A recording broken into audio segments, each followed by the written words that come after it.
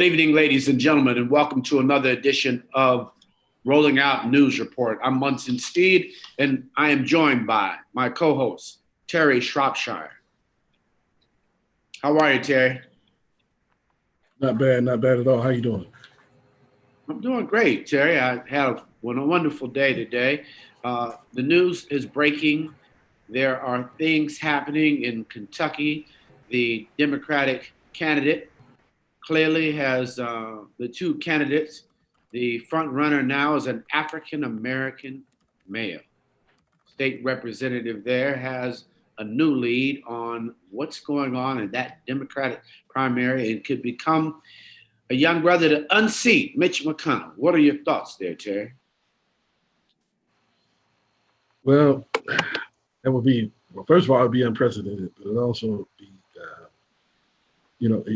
it basically feeds into this wave, adds to this wave that's going on, this crest that we're riding for the end of this type of politics that we've been involved with in that undemocratic, destructive, and divisive form of politics that we've engaged in not only for the last 4 years, but before that, beginning with the birther movement. So it's been extremely divisive, racist, and it basically has not only endangered lives, it's cost lives. So this is just that crest that they're riding, and the people who are the old heads, with the antiquated policies and mindsets, they're getting submerged under this crest, this wave that's going on. Is that what you're thinking that's happening? A new quest? Well, even if, it's just a paradigm shift. It's a pivot. America is pivoting. Shift. They're doing a shift. Not that kind of shift, but it's just night shift.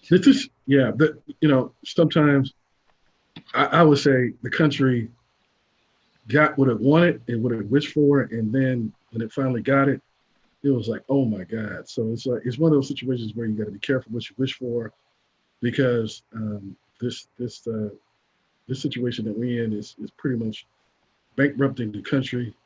The country is collapsing under the weight of these pandemics and epidemics, and it's just like it's tired. The country is tired, and it sees it as going down a perilous course.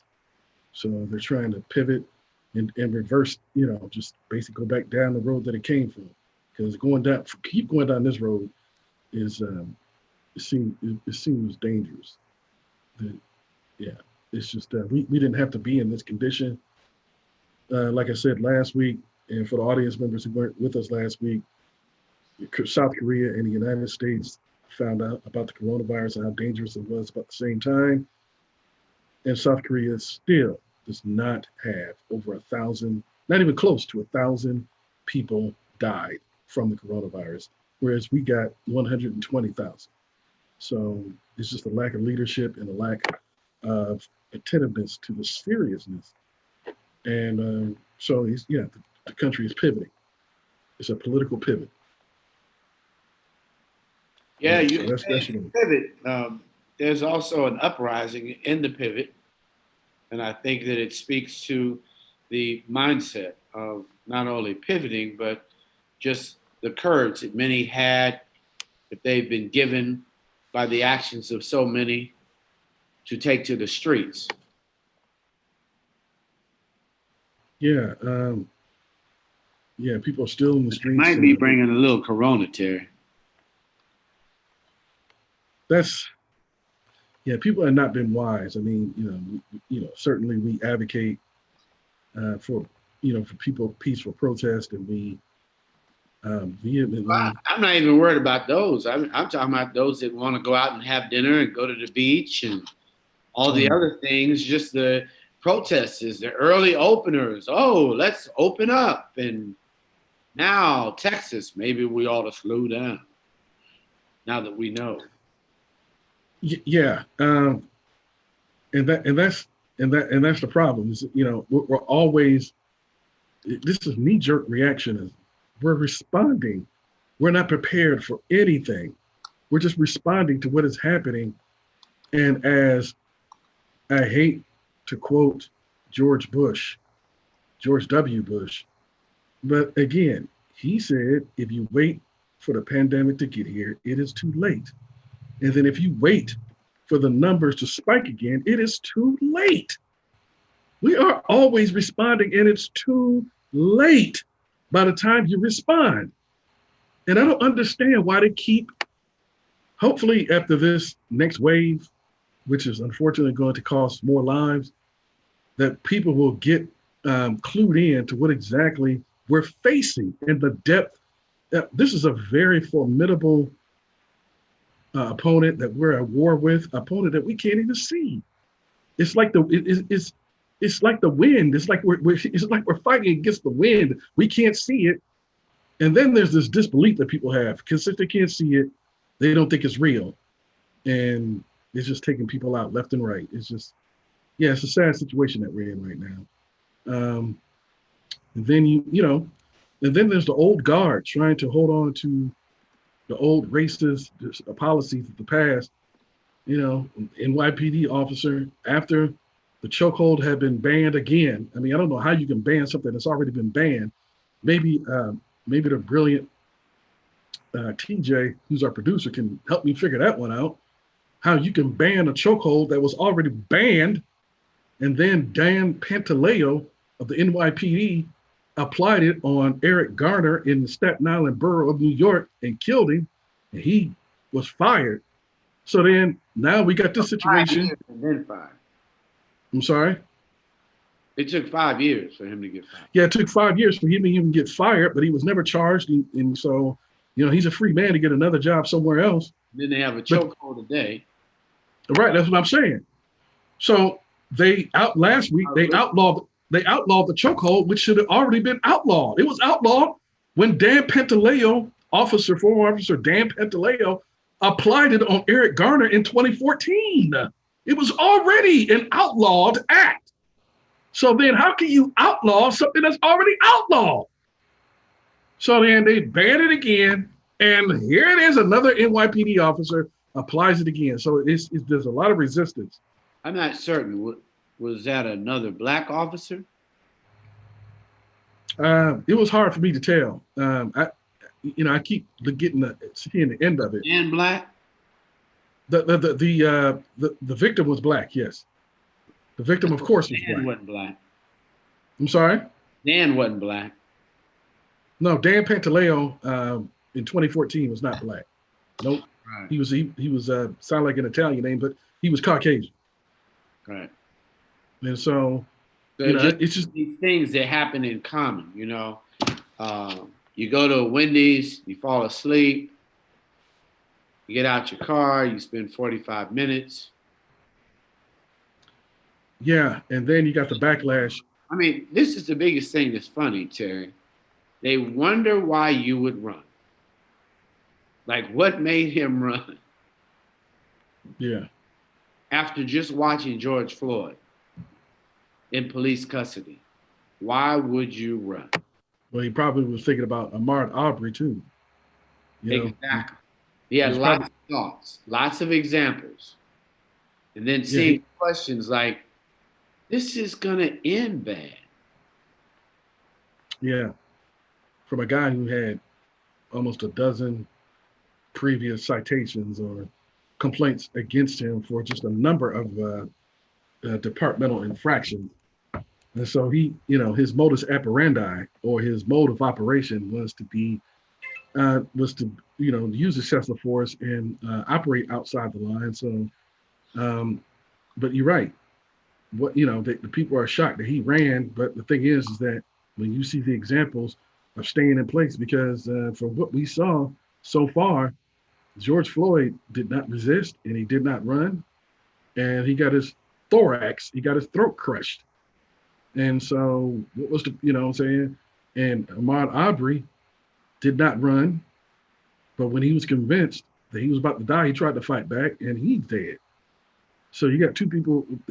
You got two people who either did not break the law, or the violation of the law, the alleged law was. I mean, the alleged violation of the law was so trivial. A $20 bill that may or may not have been counterfeit, and he ends up dead. It's just, yeah. So yeah, so people are shocked that he ran. Yeah, okay. Well, they haven't been paying attention. That's the only reason why they're shocked. Right, right. Makes you not even want to leave the house. Makes you I don't know, because you could be in your bed sleep, Terry. well, that's true. That's true. That's true. And that's why, you know, yeah, there are no simple answers. It makes you want to Did they check finally out. charge the officers or no? They just fired one of them, and they still. The Attorney General of Kentucky, who was black, is still working on it, and he's begging people for patience. He said the investigation is still ongoing, and I guess he doesn't want to do a repeat of Atlanta, to where there are calls for the Fulton County District Attorney Paul Howard to step down, because not only do they believe it's a conflict of interest, not only do they believe that it was politically motivated to charge him so quickly, but they feel like the officers in both instances have not been given due process of law, because usually investigations of the police take weeks, if not months. And so they feel like, it was politically motivated, that he was basically capitulating to public demand for some heads. And, he's thinking about his own upcoming election. And so, so that's the situation, is that in Kentucky, the guy is just trying to take his time, he said, because I guess he doesn't want to face the kind of backlash that Paul Howard is facing, and that Mayor Keisha Lance Bottoms is facing with the revolt in the Atlanta Police Department, and the mass call-offs, and the multiple call-offs, and the multiple day call-offs, and just a public relations nightmare. Now, the district attorney and the mayor are seen as the enemy of the local police, the police whose union is dominated by a certain demographic, who we've tried to reach out to them I have tried to reach out to them multiple times, but we as a company have tried to reach out to get a comment from them, and they never returned our calls. So they had a press conference the other day where it doesn't look like they answered any questions, but they can't sit down for an interview so that we can have a discourse, an exchange of words and ideas, and how we can better solve this problem. But I will keep trying to reach the Atlanta Police Union and see if we can get one of them on the phone to speak with us. Maybe somebody could reach out if they know someone to sit down and talk with us via Zoom. We can have an exchange of ideas and find out how you really feel. And you can find out how the community really feels, instead of us barking and spitting at each other, which is what is going on right now, where there's no communication. It's just barking at each other. Get your invitation to the party Saturday? No, I'm sorry. Say that again. Your invitation, because everybody said you didn't show up to the party. I didn't receive an invitation, and no, you got an invitation. I'm certain that you got an invitation. I'm telling you, I saw some of your friends at this party for this invitation. TJ? Well, the thing is that for as many times as I reached out to them and haven't gotten any return calls, I'm surprised, because I identified myself as a member of the media. I identified the outlet. I identified myself on the multiple occasions that I reached out to the Atlanta Police Union, and I did not get a return call, and nor did I get an invitation. So it's a little peculiar to me, just a little. But we still have the invite to have someone from the department who's authorized to come speak to us live, and we can talk and discuss things, and we can have an honest exchange of ideas, an honest exchange of our feelings about this particular situation, and the situation that happened last month or earlier this month with the two college students got pulled out of their car.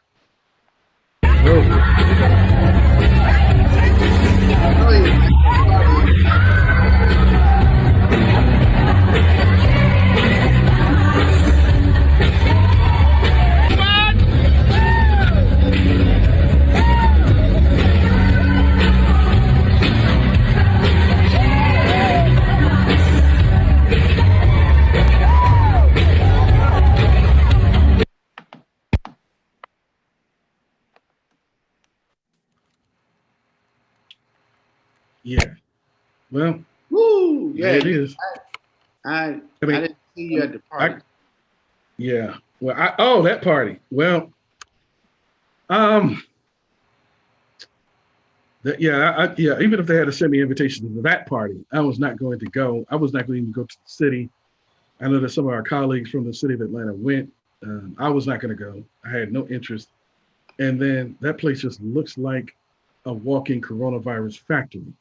Like it looked like a coronavirus feeding frenzy. Like you've seen those movies, those shark shows. As a matter of fact, that's one of my favorite television shows during the summer. They have Shark Week, and then they have those shark frenzy. They have them feeding frenzies where they're just all going crazy. That's what I envision and what I see when I see things like that with people without mask on and in proximity to one another and not practicing social distancing and just bellowing out, singing to Michael Jackson. Yeah, that looks like a coronavirus feeding frenzy. So it'll be interesting and sad to see the news and see how the reporting on the coronavirus in Tulsa, Oklahoma, and the state after this is after 2 weeks from now. So, but yeah, I wasn't going to go. I know that Munson that you were anxious to go, and I'm sorry that you weren't able to get out there to the Tulsa, Oklahoma rally. I know that you had planned on it, booked it,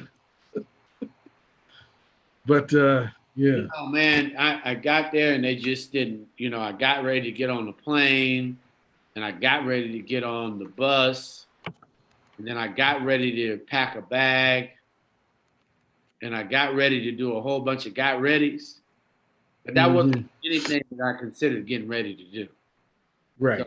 I think Right. we both just missed our invitation. Um, the whole Yeah.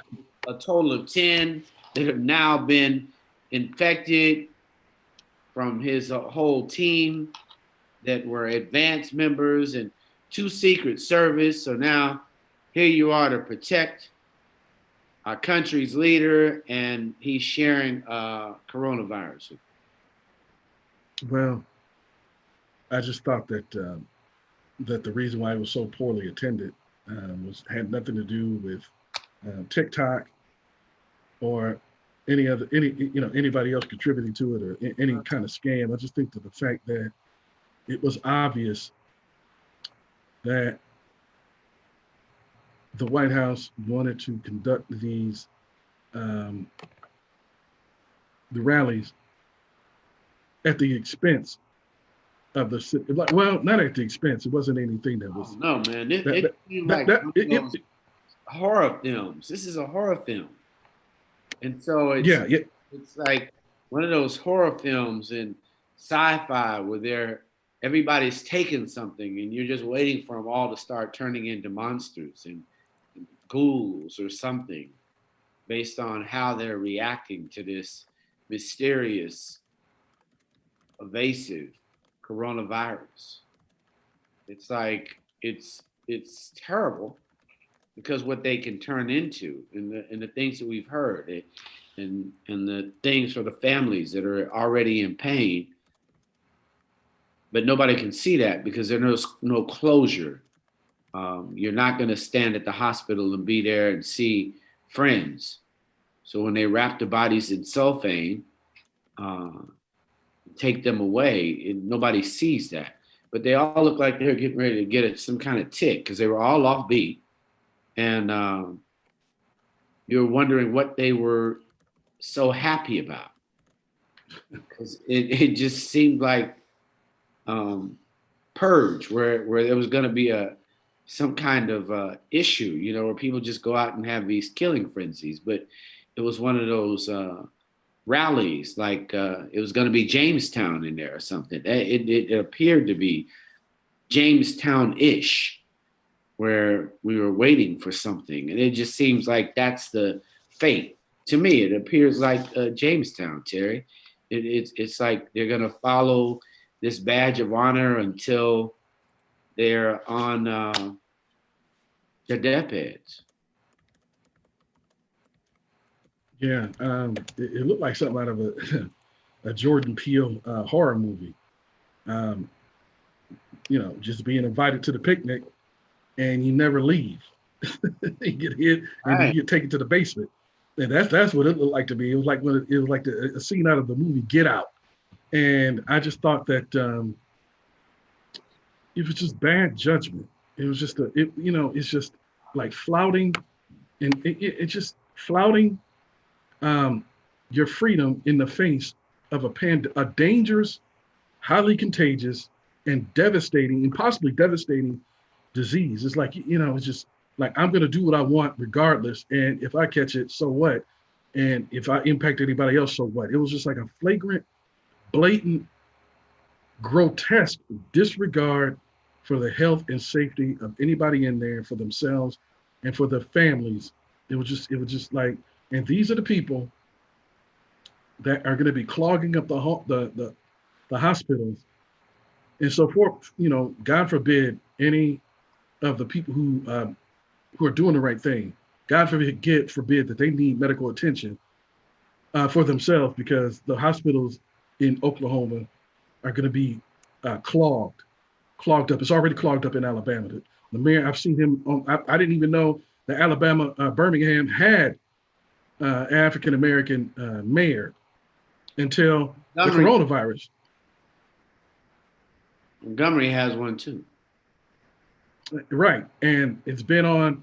Um, uh, yeah, and he's been on like 3 times talking about it. They're at capacity, so they can't go any higher. Yet they're going to open up the state when the infrastructure to fight the disease is already at the capacity. That doesn't even begin to make sense. That doesn't even begin to make sense. It just like, what are y'all doing? This is so. Oh my God! It's just it boggles the mind. I can't understand it. So yeah, this is just a sad situation. But you can understand it. How can I understand? I don't understand it. Well, we've understood for many years that the Confederate soldier statues were harmful. We understood that the flags at NASCAR clearly were offensive. We understood that police assault brothers even to this day. We understood all that. So understand that these individuals want to stand with someone, even if it means contracting a disease. It's the new Yeah, badge of honor. It's the new brand yourself and you believe. yeah, but Because it's not going to happen to them. You see the same people going to the beach, going to restaurants. well, there's definitely that belief that it impacts, and it's funny how radical things have changed. The wave, first of all, at first back in February, it was a disease that Black people were immune from. We heard that all over Facebook and social media. Right, right, right. Then we got to a point where it was predominantly African Americans that were getting it, and it got to the point where people on the north side of Atlanta, which is predominantly uh, Caucasian, there was one on social media, and I tried to find it, but I can't find it, where they were on camera, and they actually said that that's coronavirus.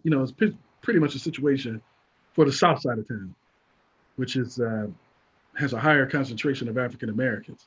So yeah, there is a belief that white people now believe what Black people used to believe, that they're immune to this communicable disease. So the amount of confusion out there is just incredible, despite the evidence pointing otherwise, that we're all susceptible to getting and dying from this disease, as pointed out in the state of Florida, which had 7,000 new cases, setting records on 2 consecutive days in Florida for cases of the coronavirus. And so they're thinking about, matter of fact, I think in the city of Los Angeles, they're going to make them, they're about to enact a law, if they haven't done it already, to make it mandatory to have masks on. And so it's like we're going in reverse. It's like it's almost like a bad car with, it's stopping and starting. It's wow. I just, that's, hey, this information is beyond me. It's beyond me. It's a It's like a horror back. film, Terry. Yeah, A horror film. yeah, Nobody believes the little kid when they say there's a boogeyman outside. So everybody goes along each day and they start to watch the number of people getting snatched by the boogeyman. So when it's snatching the black people first, it was okay. But now it's snatching everybody. And Yeah, everybody is not going to enjoy the effects. yeah, Now when you start seeing these states, the people that are going to be coming off of these breathing machines that don't last and pass. When you say a state like yeah, Arizona, that's not a bunch of black people. yeah, yeah. The image And I of think, disease is shifting again.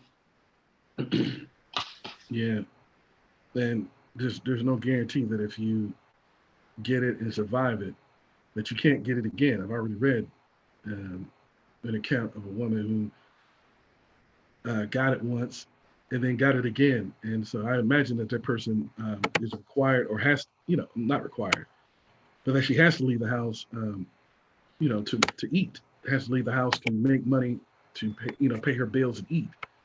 And so she probably works in an industry where she's in proximity to a lot of people, You think and they're she going got to it one. find Bubba's uh, Santa Claus? No, I'm sorry. Say that again. Bubba's Santa Claus? NASCAR driver Bubba's Santa Claus? Oh, Bubba. Somebody left him a gift. Oh, yeah.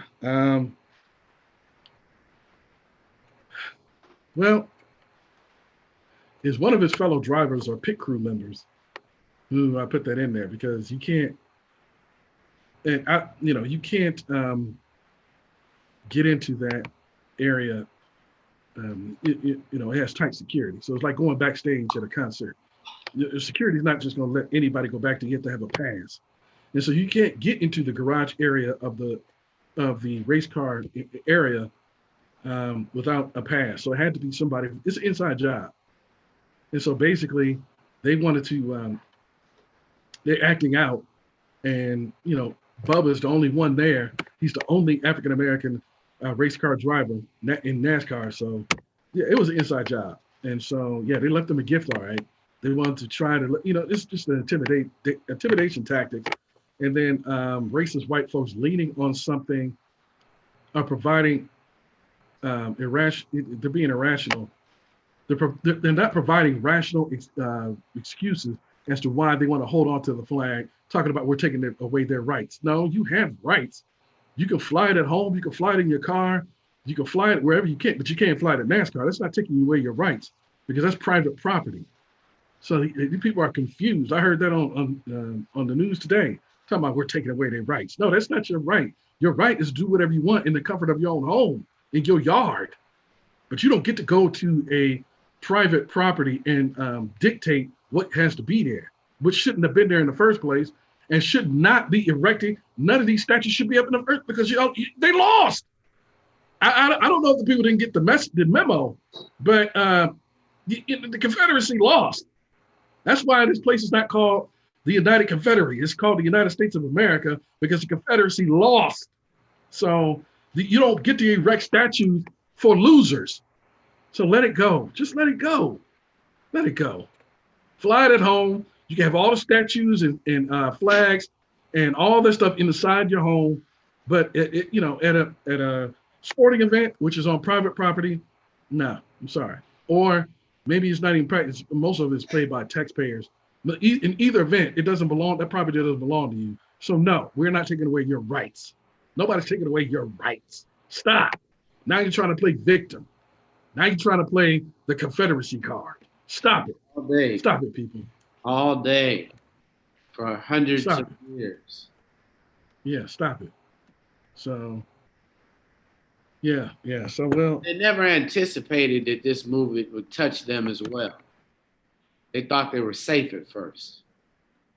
The movement went from just Black Lives Matter to this group didn't think our lives matter and they were talking about Confederate. They thought everybody had forgot about that movement to remove those statues and those names. Yeah, it was just a situation where it's bled over into all aspects of American life. This movement, um, it's just it's like a nuclear mushroom cloud. It just keeps spreading and spreading and going and going and seeping into every crevice of the society. And so, yeah, people are taken off guard and taken aback by, just how much this movement has resonated with people all over this country and across the globe who have taken up support. And so, there are those of the old guard who are, nobody like, a lot of people. I'm not going to say everybody. A lot of people don't like change, and so now that change is being forced upon them, they are striking back, and they're very angry. Their rights are being violated because they can't erect statues in the memory and commemorate losers. So yes, but we have a guest here today, Mr. Diallo Brooks. How you doing, sir? I'm doing well, thanks. Thanks for having me on. How are you? I'm doing very well, very, very well. Great. Mr. Steed, we have our guest here, and we wanted to thank you for, first of all, for taking the time to speak with us, and wanted to have you discuss some of the things that are going on right now, take the temperature of the country. There's a lot going on, and it's fluid because there's something going on different every single day. I mean, you can't even keep up. Exactly. So we wanted you to introduce yourself to our audience and talk about yourself and the organization, what you do, and why you're doing Okay. Well, first of all, once again, thank you for having me on the show. Excited to be here tonight. Talk about some very important topics that are happening across the country, and like you said, are fluid. My name is Diallo Brooks. I am the Senior Director of Outreach and Public Engagement for People for the American Way. People for the American Way is a progressive nonprofit organization that works on social justice, fighting for fair and just courts, and making sure that our democracy actually works for all of us. And it was founded by Norman Lear, the TV producer, but really just to push back against some of the extreme right voices that are out there, and also to reimagine what the American way is, what America should look like, and be like, and be for. So, it's kind of one of those names. It seems like a right-wing name for organization, but that was intentional, to really, stir the imagination of what America should be. And so, I've been doing a lot of work around civil rights and social justice, all of my career for over 25 years. And, looking to make sure that our voices are elevated in the conversation of where we go toward the future. see. And for those who don't know, Norman Lear is the gentleman who's behind creating the Jeffersons. Let me see what this. I've lost count. Yeah, it was like Jefferson. All in the Family, Jeffersons, Sanford and Son, Good Times.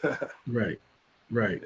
And so yeah, so he's a legendary, iconic figure in Hollywood, who brought an unprecedented, who created an unprecedented number of stars in the 1970s through these vehicles.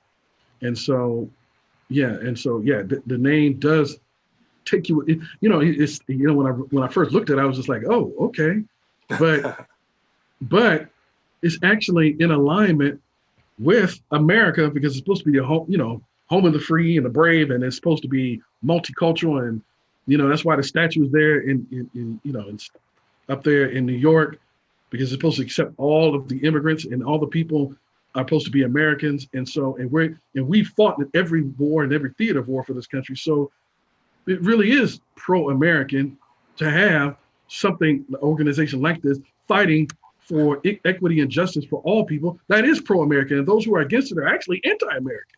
Right. Exactly. Exactly.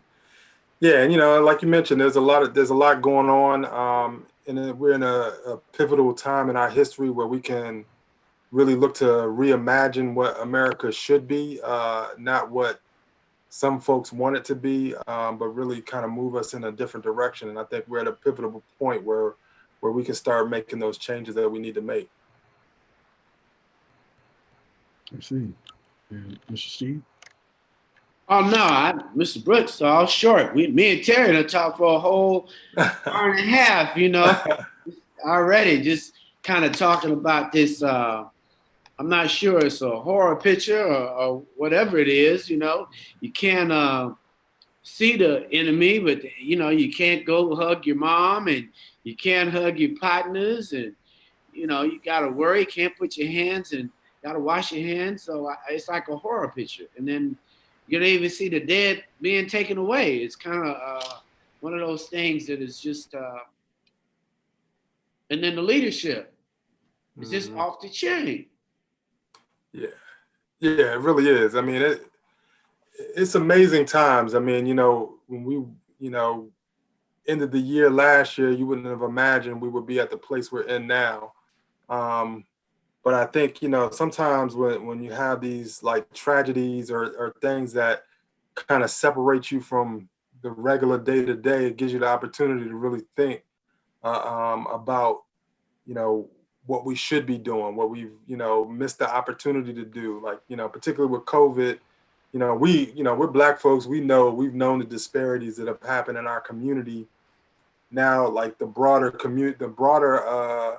country and the broader world can see the disparities that exist as we started to look at the COVID situation, right? And how it's negatively, we've had negative impacts around our healthcare and access to quality jobs, and folks being forced to work during a pandemic because they had to choose between a paycheck or their health, and things like that we've been able to see. And then, with the police violence stuff that we've seen, is as tragic as it is, it gives us a chance to say it's finally time for us to start doing the hard work to create real change.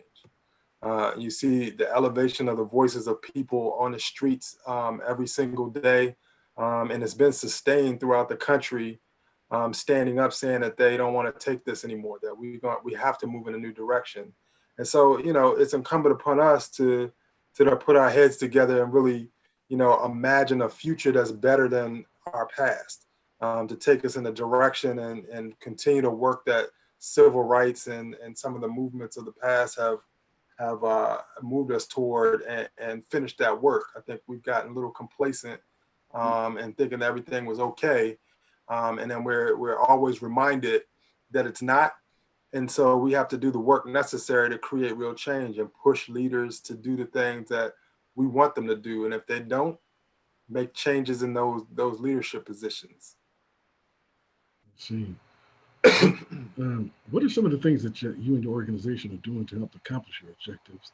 Because the thing I'm seeing about right now is America trying to, I don't know, sort of kind of like disinfect the recent past Mm-hmm. by saying, well, the NFL, well, I'm sorry, we didn't know, we handled it bad, or all of a sudden they found out. I don't know if you heard this, but I heard a secret that Aunt Jemima had a racist past, and so yeah, America just found that out.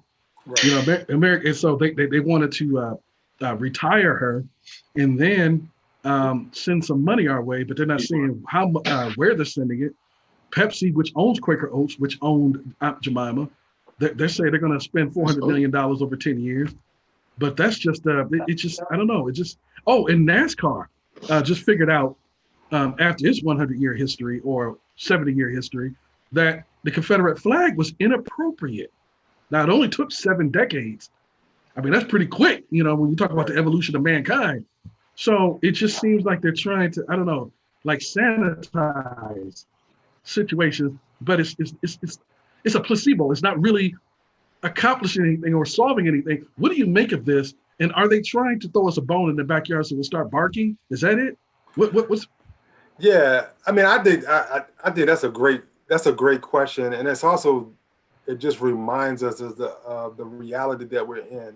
It's like we can't get caught up in kind of the superficial acts of change, right?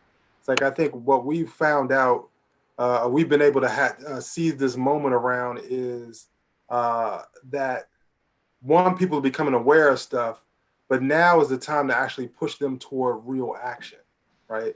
And so, changing the names of stuff and taking down monuments is a positive step, but we want to see the systemic changes that are necessary to, protect our lives, to give us a fair shot to be the best we can be in this country, and not have systems that devalue us, take our lives, and undermine our ability to be successful.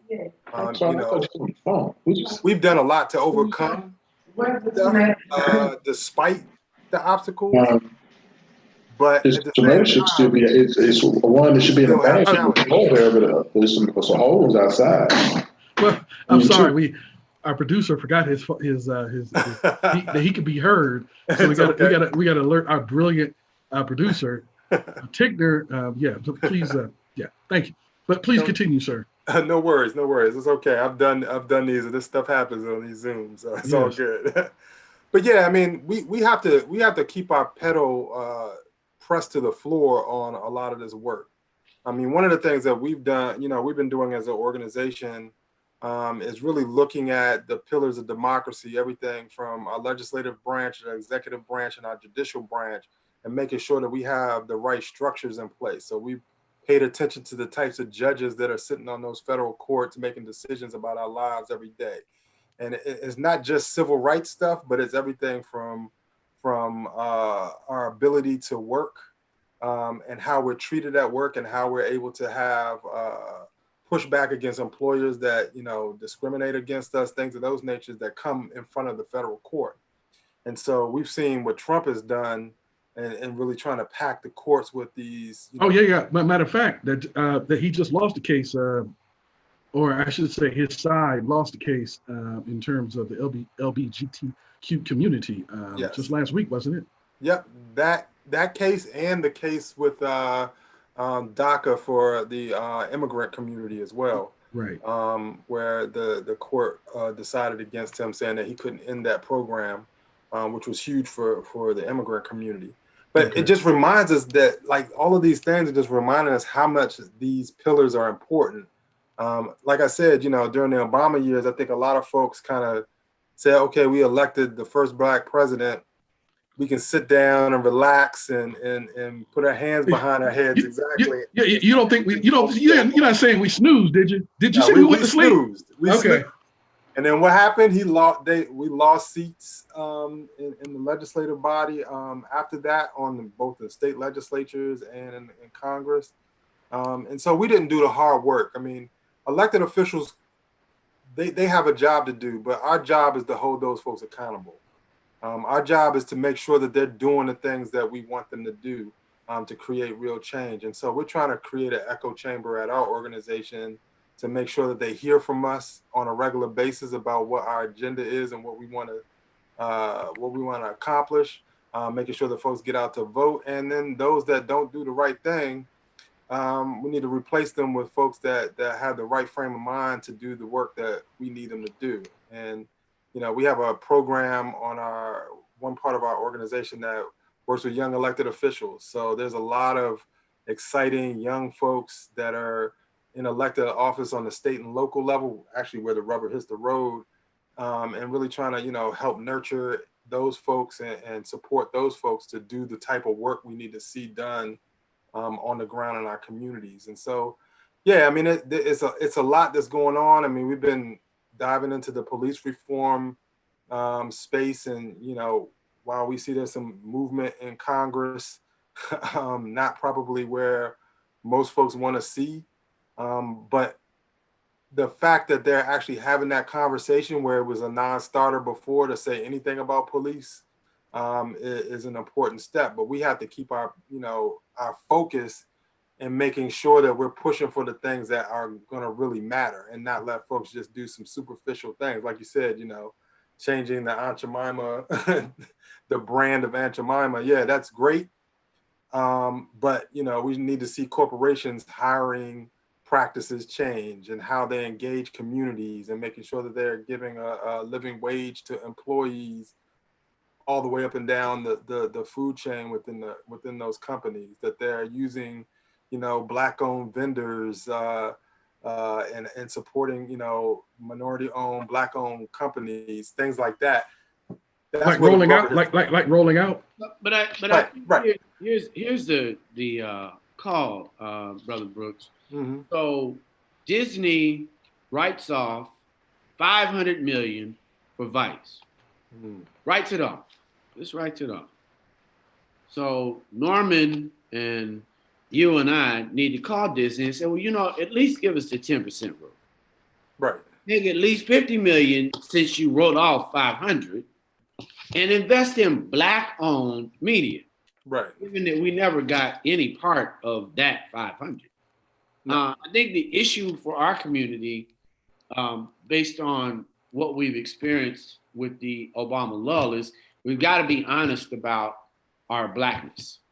And we've got to have collective thought that is equal to everyone winning. So that's hard for our community. That is a privilege that most people don't want to give up. Once you begin to make 80,000, sometimes I tell my friends it's about 65. They act like they make 165, and then Right. they go up. They learn how to put their foot down, and that's just in our community.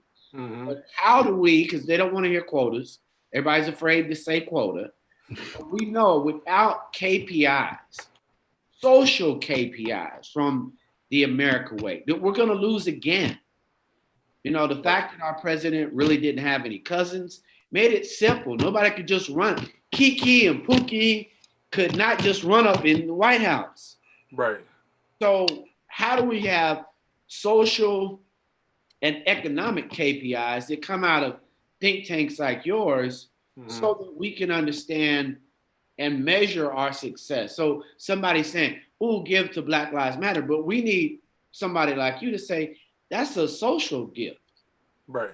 That's not even a business." Right. So you giving them a whole bunch of money, brand manager, means you're omitting all the other Black businesses to do business with, and your foundation should be taking care of Black Lives Matter. Right.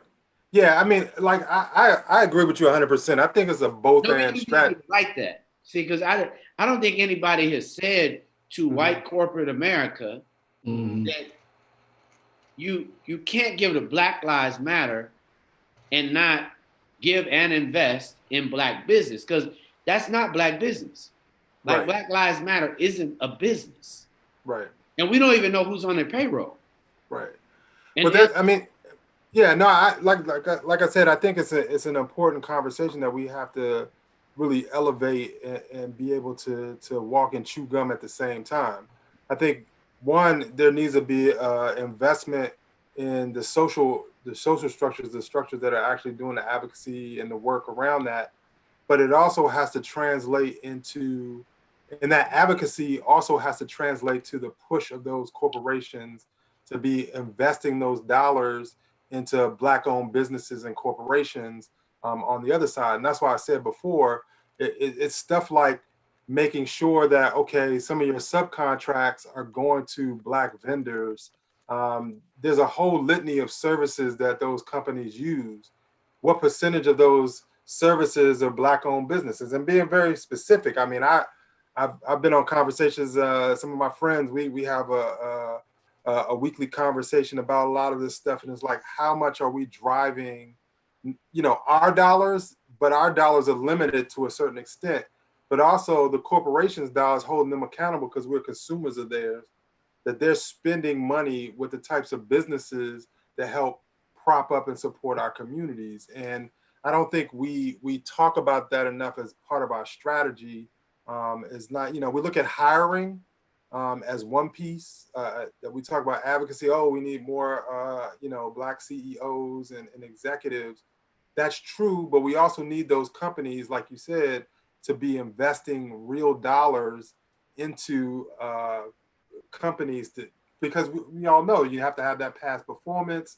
You have to have those opportunities to do the work to be able to grow as a company. And so, like you said, there's so much money caught up in that corporate structure in America that's just almost throwaway money to a certain extent, and some money that they just sit on just because they can.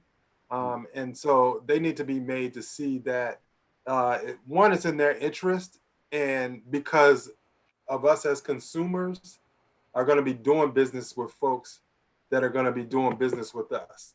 That would be right? a very nice thing. I think we're the most unconscious consumers in the world. I really think that we thought it was a badge of honor.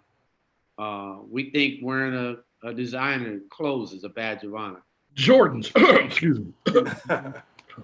I'm worried about the KPIs. You guys said we went to sleep. I just think we had no black accountability. Like we Mhm. literally need to register. I think we are receipt shareholders. That's how I say it. You're a receipt shareholder. If I come out of there with a receipt, I'm now a shareholder on whatever I spent my money on. But I really want to figure out, and I'm sincere, how we get organizations like you asking for the transparency and accountability of corporations and distinguishing between these NGOs and black business. Mhm. And then Right. not allowing them to just say, I'm going to do it with black business. Because most of them said, well, if you're over a million, you can't apply for a grant. But there are a ton over a million. So now we're only offering it to black businesses that aren't going to survive. So Right. that's not good. And most of you have never had Black Media Day or Black Finance Day for your investors in Wall Street. How do we get a KPI to really ask the hard question? And I think, think tanks like yours have to be leading and making that kind of conversation so that op-ed is happening right now. Like, you're not going to get away with just saying you gave it to Black Lives Matter. That's not a gift. That's philanthropy. Right. That is not business. Right. Yeah, and like you said, is I mean, I think there's part of it is also there's an education campaign that has to happen around even folks even understanding that, right? Like corporations, once they do philanthropy, particularly on the C3 side, they get to write that off anyway. So that's not even, you know, it's a gift, but it's not. Right. Those of us that receive the philanthropy are grateful for the philanthropy, but at the same time, I mean, it's really this like corporate accountability work, or really, and I think there's organizations like Color of Change that have really, pushed back against some of these companies and mobilizing the voices of their membership to push back against those companies. But it's really like educating those folks to really say what we want to see. And like I said, is going back to really investing dollars in Black owned businesses. And also for us, part of it, it's always a struggle because we always had this conversation about how we leverage our power and whether Black folks do a good job or don't do a good job at that. You know, we've been conditioned throughout the history of our time in this country to not think like that, to not be collectivized, to not organize in that way. And the social structures that exist um, create a lot of pressures that make it difficult, particularly for Black folks more than any other community out there, to really organize that way. It's a systematic thing. It's an intentional thing. Like, and so I remind Black folks is like, yeah, we don't see it like we want to see it, but you got to understand there are folks that don't want to see it. And so they put structures in place that continue to kind of splinter us off in different directions. But it's incumbent upon us to have these types of conversations and really, educate folks that there are opportunities that we can leverage our voice, not just for us to spend on Black-owned businesses, but also making sure that the rest of America, the corporate America, and the rest of America are spending on Black-owned businesses and investing in Black-owned businesses in ways that create real systemic change, because we know that those businesses are more likely to hire Black folks, right? We know that those dollars are more likely to stay within our community or cycle within our community. But at the same time, we know where the pockets of money sit. Like, we have financial leverage, sure. Like, if you compare Black folks in America to a lot of other places in the world, we have financial leverage. In America, there's a whole pie. We're not even a sliver of the pie of wealth in this country that we need to tap into in order to really talk about equity in this country. And so, like I said, I think it's important I think it's important for folks that really understand and do this work to really have the types of conversations. The media thing, because I know that there was a case, and I can't remember the Supreme Court case, but the Byron Allen was into really like how they have the media industry has kind of really segregated out or pushed out black black companies from even having a piece of the pie, and that they needed to have structures in place to allow black companies to have a piece of that big multi-trillion-dollar empire that's media in the world. And so those are the types of things we have to pay attention to. That's why there's a necessity for us to understand it both on the business perspective, but also dismantle the barriers that they like to put in place to even allow us to be even in the conversation. Because as long as the corporations don't have to do it, they won't. They'll do the easy stuff. Yeah, so I mean, like I said, I agree with you. I think Like take down Aunt Jemima. yeah, like if you could take down Aunt Jemima, if you could take down Confederate statues, if you could rename schools, if you can, change NASCAR from folks from being able to carry the Confederate flag, we can continue that work. The thing is, we just can't get stuck on those things. Those things are important because those symbols are part of our oppression, but we have a tendency to say, okay, that's done. A month or a year from now, folks are kind of back to business as usual. But that's why I think the KPIs are important, because we can't not have a very clear list of those social change items. We have to have an agenda that is very clear. And I guess that's what Terry and I've been asking everybody. It's one thing to say it, but is our goal, 10 new judges? Is it to run 10 new state reps in different locations? But even more importantly, to eliminate bail, to eliminate, had a friend of mine talk about his cousin got on probation, so he had to do community service. So in order to pay $280, he had to do 280 hours. Right. That's a lot. $280, Terry. 280 hours for $1 an hour. Right. $1 an hour, Terry. And the judge thought that was fair. Right, because it doesn't equate. Like if you look at the finances of that, it doesn't equate. Right. Well, so I think we've got to put benchmarks on all of those things, because our people, out of sight, out of mind, no ability to measure. I don't understand what it is. I think that gives us the ability to understand, even like a place that you guys are, when you say social justice, people are like, how do you count that? Right. What's on the social justice agenda today? Right. So it can begin to be in raps. It's Right. very different. Ava DuVernay, great job on the 13th Amendment. Okay, great movie, but did we eliminate, free labor in prisons? Right. Right, and it's connecting those things like what she did to actionable items. Like, now that you are educated about this, what do we do to change it? Like, that gets to your point. Like, what are our action items to change? So when we're electing people to office or appointing judges, what are our expectations? And so, like, even almost like in the interview process, here are expectations. If you meet these expectations, you move beyond the interview process, and now you become that candidate that we can support, right? Whether you're a judge, like you're interested, okay, how do you deal with XYZ? Kind of really putting the litmus test, and the other side has done a really good job of doing that.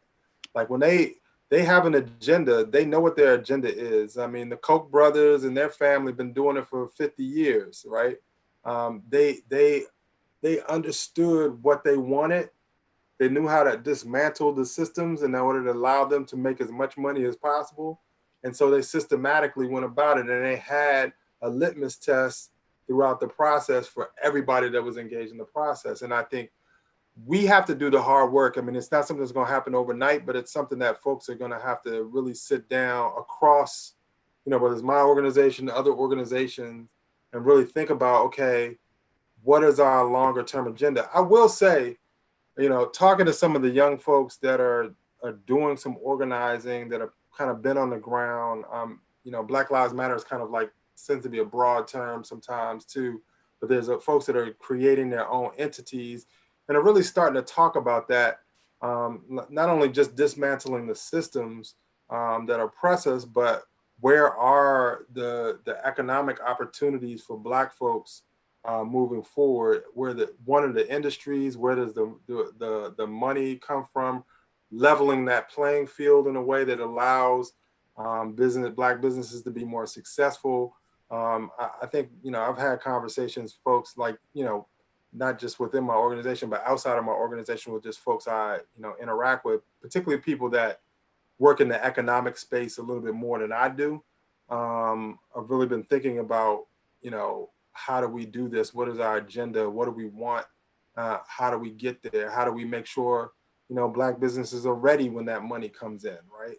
How are they prepared? Do they have all the structures in place to be successful? Because, once you become that business that starts to get those opportunities, you got to be like Jackie Robinson, and you got to, have staying power. Because if you don't, we know those folks that are first to go in, their success, our success is contingent upon their success in order to keep it moving. So, it's, like I said, it's important to have those conversations.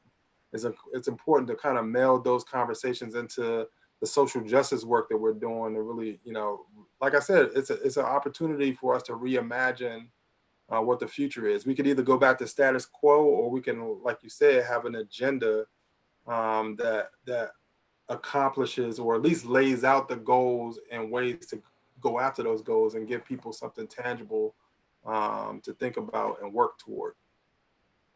Terry?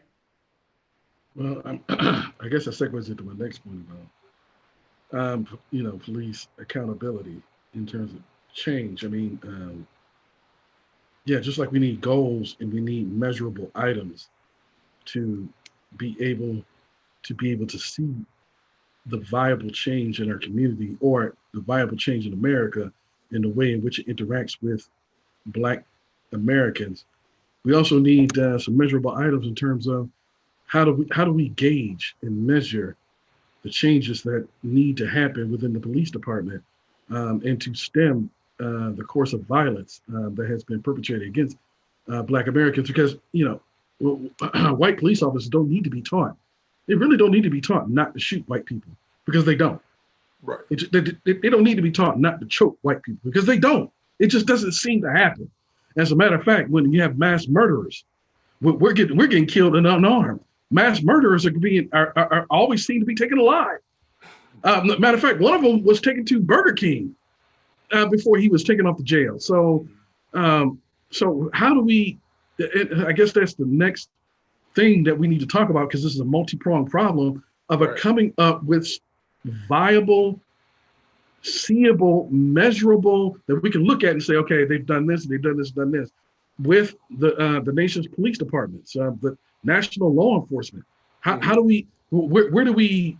Who do we need to gather up so we can have that meeting, we can have that talk to come up with these items that we measure for the viable change moving forward from the day? Well, first of all, if you look at policing, we have to understand the history of policing in America in order to really think about how to change policing. Is a derivative of slavery in this country. It was a tool to oppress Black folks, right? And I think having honest conversations about that fact as a starting point, like policing was created in this country, particularly post-slavery, to keep Black folks in line, or to move Black folks back into prison systems or indentured servitude post-slavery, when they weren't able to use slaves in the same way because folks were free. It was a way to get land back from Black folks. It was a way to, like I said, make sure that Black folks understood that they were second-class citizens. And so policing was something that has a history of being driven toward the oppression of Black folks. You fast forward to a modern narrative.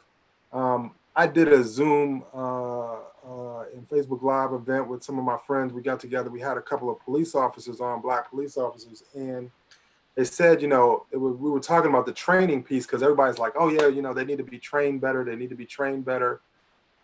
One of the officers said is the funny thing about the training is what they'll tell a rookie police officer once they finish training, that your training starts now that you're in the car with a veteran police officer.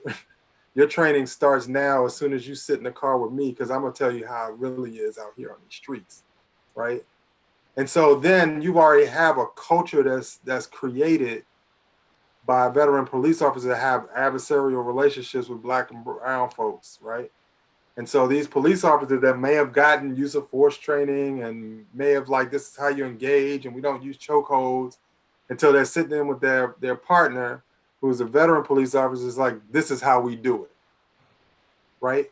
And so until you address those pieces, the second piece is we have to take the time to step back during this moment to not talk about policing, but imagine public safety, because we conflate the two. Like policing is public safety.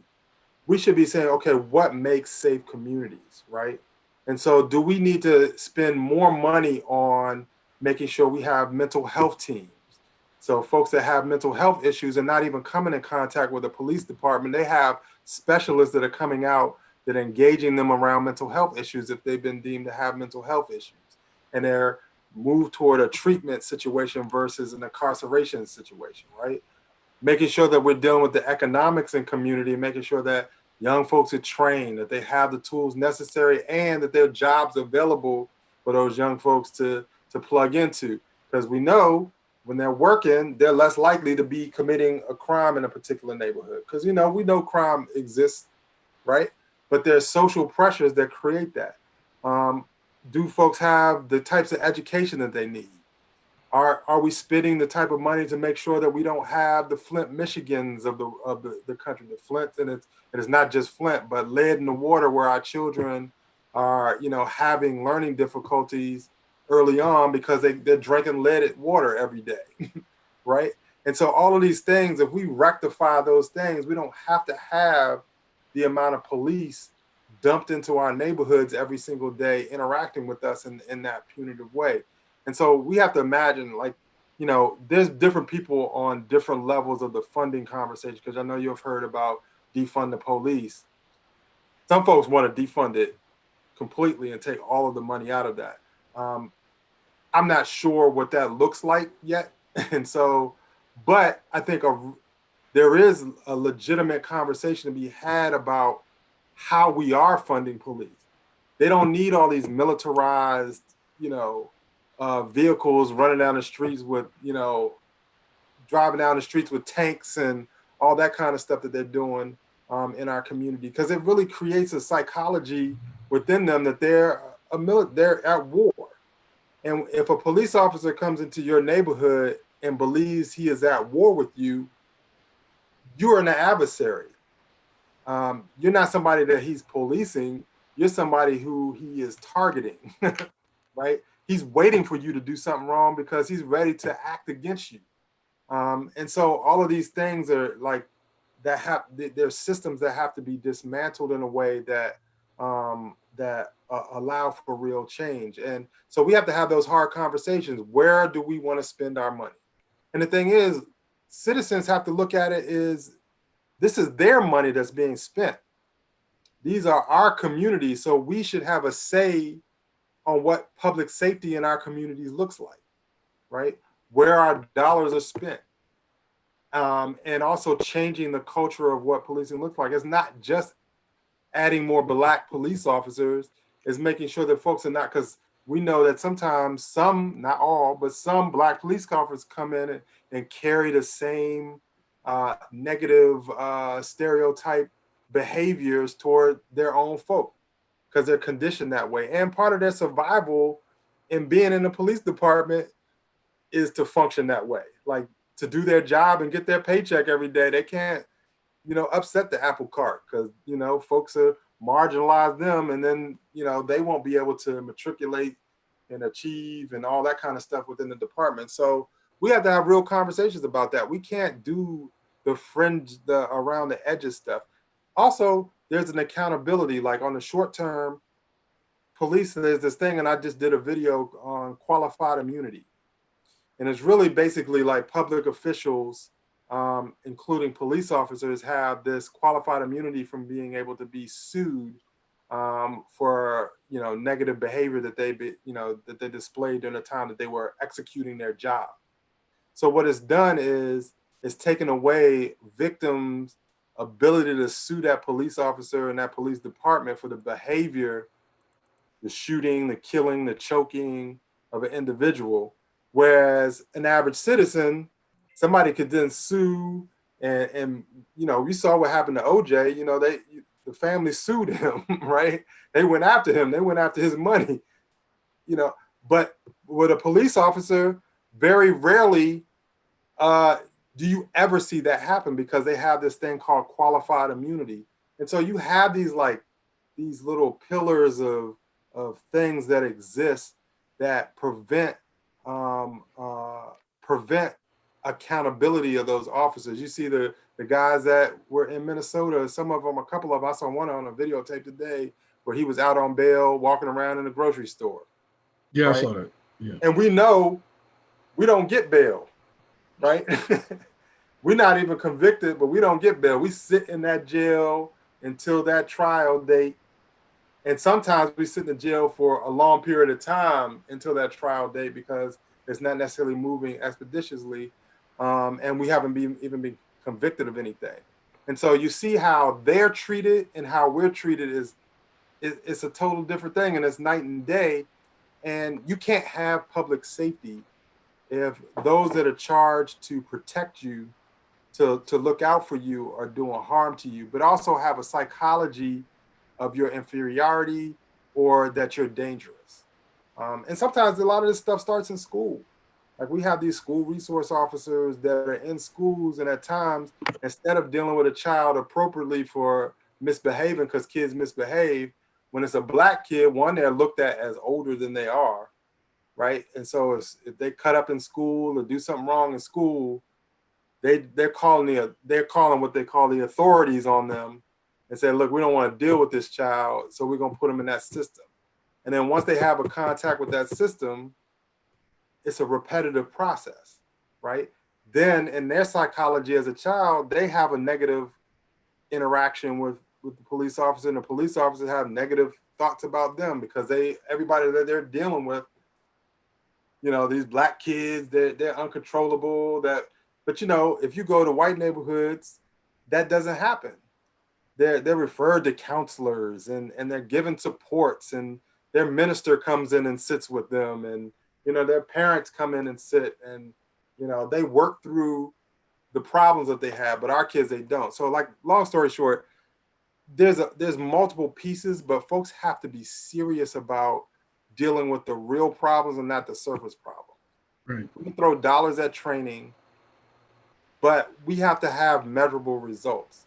And then those police officers, like I said, have to be accountable to the community. The community has to be a part of the discipline process for those officers. If they don't do what the community wants, they shouldn't work for the community. Absolutely. I'm definitely thankful that you took the time to spend with us to, engage us and basically to edify our community and empower our community with information that they can use to, like you said, to perform that invasive surgery instead of dealing with the cosmetic changes that really don't amount to anything. As a matter of fact, we can bypass the statues and the NASCAR flags and the, Mississippi threatening to not have them in any championship in college football. These things really, in the long term, really amount to very little or nothing in terms of the advancement and the empowerment and the edification of our community. So thank you for coming on to give us ideas of how we can get to these measurables, the KPIs, the measurables in our community. So I would like you to before we and to let the folks know where they can reach you, find out more about you in the think tank and organizations that you are affiliated with. Yeah, and once again, thank y'all for having me. This is a great conversation. Happy to be a part of it. It's Absolutely. what we need to be talking about. Absolutely. I'm glad that y'all doing what you're doing. This is good work, and this is how we make change happen. You can reach me at you can look at our organization at www.pfaw.org. It's people for the American way.org. And you can find us on all your social media platforms at People for the American Way on Facebook, Twitter, and Instagram. And you can follow me on Twitter at DKBrooks45. DK Brooks 45. 45, I tell you. Yeah. That's my college basketball number. So. Sure. You set that in there, Terry, you know. See, look for an op-ed for you to put on rollingout.com. Think about how we can really put something together with some of your friends so we can continue this conversation and really think about how we make our KPIs even more visible for our community. Definitely. All right. Well, thank you so much. We appreciate you.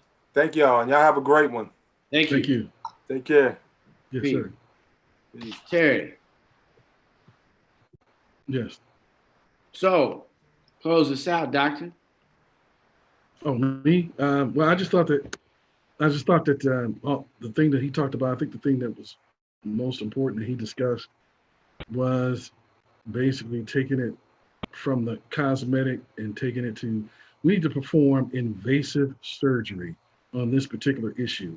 KPIs, measurables, the key performance indicators, the measurables. How do we measure what corporations are doing with the Black community, what the police departments are doing, what the city council and the police, the mayor, the people who are over the police department, who lord over the police department, how do we measure these changes that they are saying they want to implement, but how do we keep them accountable? So accountability and measurables are the things that we need to seek.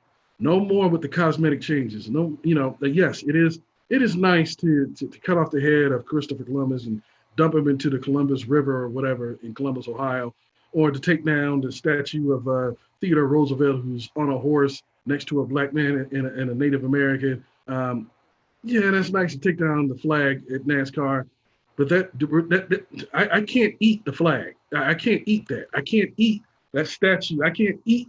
I need something that I can, something that nourishes me and empowers me. And none of that really does anything except it looks good. It's good for aesthetics.